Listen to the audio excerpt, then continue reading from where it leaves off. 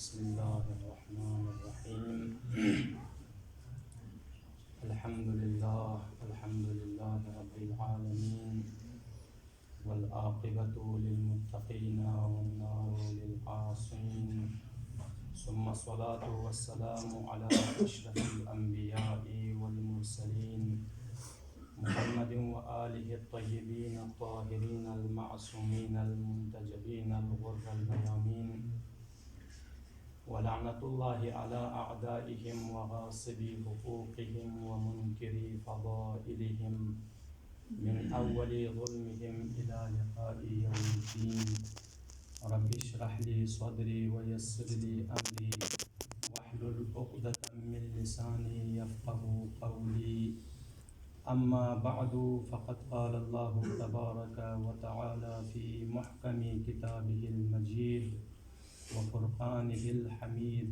قولہ الحق وہو اصدق الصادقین بسم اللہ الرحمن الرحیم یرفع اللہ الذین آمنوا منکم والذین اوتوا العلم درجات۔ سورہ مبارکہ مجادلہ جو کہ 28ویں پارے کا سورہ ہے، اس سورہ کی ایک آیت جس کی تلاوت کرنے کا میں نے شرف حاصل کیا، انشاءاللہ مختصر انداز میں بیان کرنا چاہوں گا۔ مصححین بیٹھے ہوئے ہیں، انشاءاللہ وہ اصلاح فرمائیں گے۔ اس آیت مجیدہ میں خالق لم یزل ان لوگوں کا ذکر فرما رہا ہے جنہیں خدا نے رفعت اور بلندی عطا فرمائی، ان لوگوں کا ذکر فرما رہا ہے جنہیں عزت و تکریم سے نوازا گیا۔ ارشاد رب العزت ہو رہا ہے یرفع اللہ الذین آمنوا منکم، خدا ان لوگوں کو عزت عطا فرماتا ہے، ان لوگوں کو رفعتیں عطا فرماتے ہیں تم میں سے جو صاحبان ایمان ہے، والذین اوتوا العلم درجات، اور ان لوگوں کو بھی رفعت اور بلندی عطا فرماتا ہے جن کو علم کے درجے عطا کیے گئے ہیں۔ تو عزیزان محترم، اگر ہم دیکھیں کہ معیار رفعت اور معیار بلندی کیا ہے، بے شک مال دنیا کا ہونا، مال دنیا کا اضافہ ہونا، زیادہ ہونا، یہ رفعت اور معیار بلندی نہیں ہے۔ مضبوط قبیلے سے، مضبوط پارٹی سے تعلق ہونا، یہ بھی معیار رفعت اور بلندی نہیں ہے۔ جاہ و سلطنت کا ملنا، یہ بھی معیار رفعت اور بلندی نہیں ہے۔ کیوں؟ اس لیے کہ اگر مال دنیا رفعت اور معیار بلندی ہوتے تو نمرود کو صاحب عزت اور رفعت ہونا چاہیے تھا۔ اگر جاہ و حشم، تحت و سلطنت رفعت اور معیار بلندی ہوتے تو وقت کے ظالم و جابر حکمرانوں کو رفعت اور بلندی ملنا چاہیے تھا۔ اگر مضبوط قبیلے سے، مضبوط پارٹی سے تعلق ہونا معیار رفعت اور معیار بلندی ہوتے تو فرعون کو صاحب عزت اور صاحب رفعت ملنا چاہیے تھا۔ لیکن عزیزان محترم، امر اس کا بالکل برعکس ہے۔ رفعت اور بلندی کا خداوند عالم نے صرف 2 معیاریں بیان فرمائی ہے۔ فرمایا رفعتیں ان کے لیے ہیں، عزتیں ان کے لیے ہیں، بلندیاں ان کے لیے ہیں جو صاحبان ایمان بھی ہے اور صاحبان علم بھی ہے۔ جزاک اللہ، سبحان اللہ۔ انسان کے قیمتی ہونے کا، انسان کے ایک دوسرے پر افضلیت و فوقیت ہونے کا معیار کیا ہے؟ انسان کے قیمتی ہونے کا معیار کیا ہے؟ آیا آل البیت علیہم السلام نے، قرآن نے، انبیاء علیہم السلام نے، خداوند عالم نے کوئی قانون، کوئی قاعدہ ہمیں بیان فرمایا ہے کہ انسان میں سے بعض پر فوقیت رکھتا ہے، وہ انسان قیمتی ہے، وہ انسان قیمتی نہیں ہے کہہ کر، یا نہیں سب انسان ایک جیسا ہے؟ اگر ہم خارج میں اشیاء خارجی دنیاوی کی طرف نظر کرتے ہیں تو ہر اشیاء کی قیمتی ہونے کا معیار دنیا والوں نے ضرور بیان کیا ہوا ہے، حتیٰ کہ جب آپ کوئی حیوانات خریدنے کے لیے جاتے ہیں تو اس حیوان کے قیمتی ہونے کا معیار بھی اس دنیا والوں نے بیان کیا ہوا ہے۔ اگر یہ صفات اس کے اندر پائی جائے تو اس کی قیمت زیادہ ہوگی، برخلاف اگر وہ صفات مخصوصہ اس کے اندر نہ ہو تو اس کی قیمت اتنی زیادہ نہیں ملتی جتنی ہونی چاہیے۔ لیکن سوال یہاں پر یہ ہوتا ہے کہ انسان کے قیمتی ہونے کا بھی اہل البیت علیہم السلام نے، قرآن نے، خداوند عالم نے کوئی قاعدہ، کوئی قانون بیان کیا ہوا ہے یا نہیں؟ سب انسان ایک جیسا ہے، مساوی ہے۔ تو یہ عقلی سی بات ہے عزیزان محترم، جب حیوان ایک جیسا نہیں ہو سکتا، حیوان ایک جیسی نہیں ہو سکتی تو انسان ایک جیسے کیسے ہو سکتا ہے؟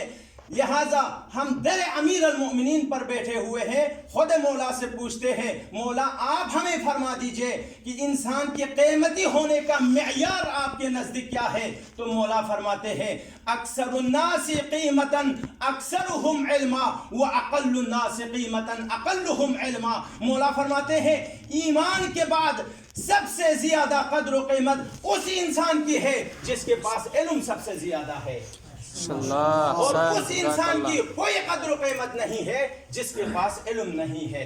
عزیزان محترم، علم شرف ہے انسان کے لیے، علم کمال ہے انسانیت کے لیے۔ انسان اس ارتقاء کی آخری منزل تک پہنچنے کے لیے، انسان کو اس ہدف اور اس مقصد تک پہنچانے کے لیے خداوند عالم نے 1,24,000 انبیاء کو مبعوث پر رسالت فرمایا، ہادی بنا کر مبعوث فرمایا، تاکہ انسان کو ایک ہدف، ایک مقصد تک پہنچایا جائے۔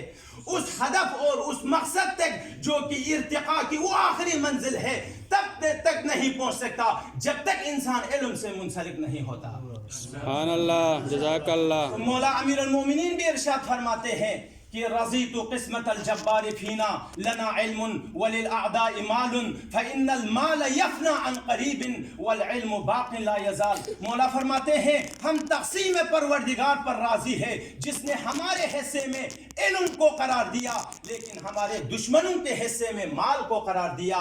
پھر فرمایا والمال یفنی عن قریب، مال عن قریب ختم ہو جانے والی چیزوں میں سے ہے، مٹ جانے والی چیزوں میں سے ہے، لیکن والعلم باق لا یزال، علم ایک ایسی دولت ہے جس کے لیے کبھی زوال نہیں ہے۔ سبحان اللہ۔ پھر نہج البلاغہ میں علم کی حقیقت کو بیان کرتے ہوئے مولا امیر المؤمنین ارشاد فرماتے ہیں العلم حیات والجہل ممات۔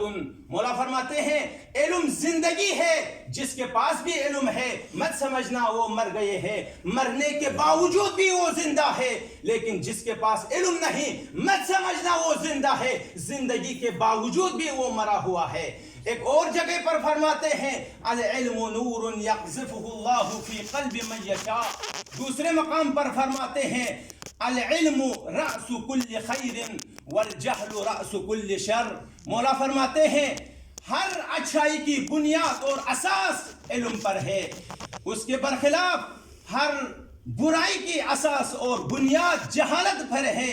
لہذا جس معاشرے میں بھی جتنا زیادہ علم پایا جائے گا اتنا ہی زیادہ اس معاشرے میں خیر پایا جائے گا، اس کے برخلاف جتنی زیادہ جہالت پائی جائے گی اتنی ہی زیادہ اس معاشرے میں شر پایا جائے گا۔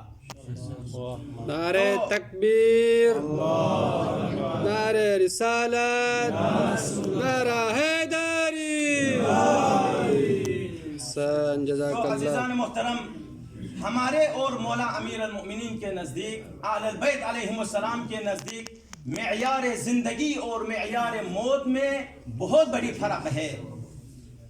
ہم اس شخص کو زندہ سمجھتے ہیں جس کی سانسیں چل رہی ہو، اس شخص کو ہم زندہ سمجھتے ہیں جس کا دل دھڑک رہا ہو، لیکن اس کے برخلاف اس شخص کو ہم مردہ تصور کرتے ہیں جس کی سانس رک چکی ہو، جس کا دل کام کرنا چھوڑ چکا ہو۔ لیکن مولا سے پوچھتے ہیں مولا آپ فرمائیں کہ آپ کے نزدیک زندگی اور موت کا معیار کیا ہے، کس کو آپ مردہ سمجھتے ہیں اور کس کو آپ زندہ سمجھتے ہیں؟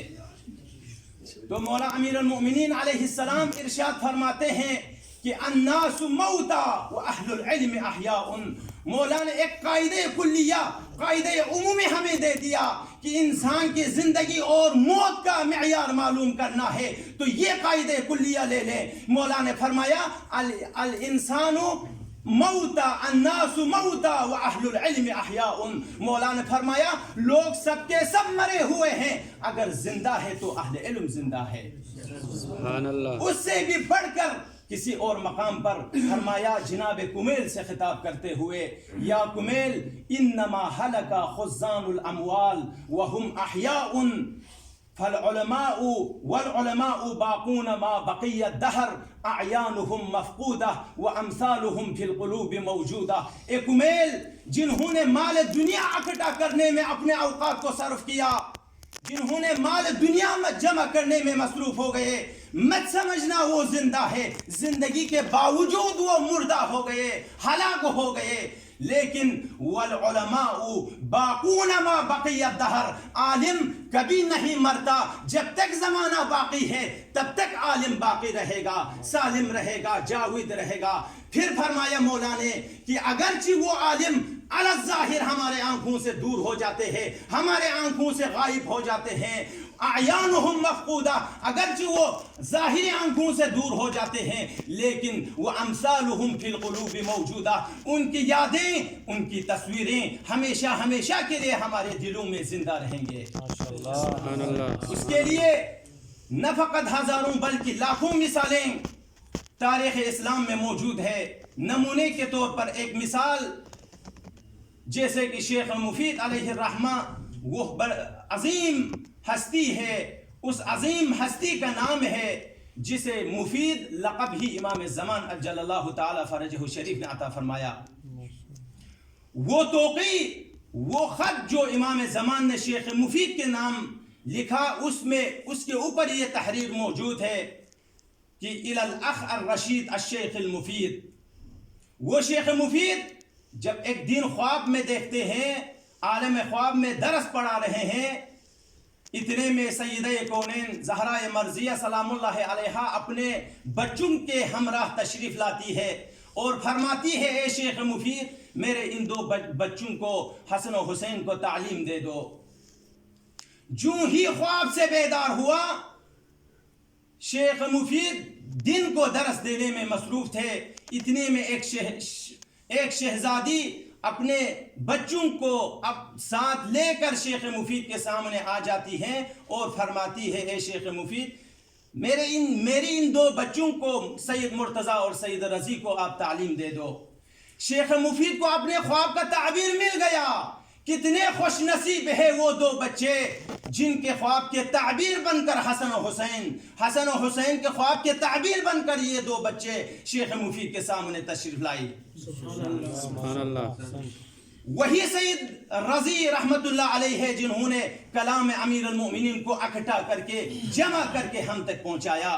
وہ شیخ مفید جب اس دنیا سے رحلت کر جاتا ہے، جب اس دنیا سے چلے جاتے ہیں، کوچ کر جاتے ہیں، تو امام زمان عجل اللہ تعالی فرجہ شریف شیخ مفید کے قبر اطہر پر 2 مصرع اشعار لکھتے ہیں.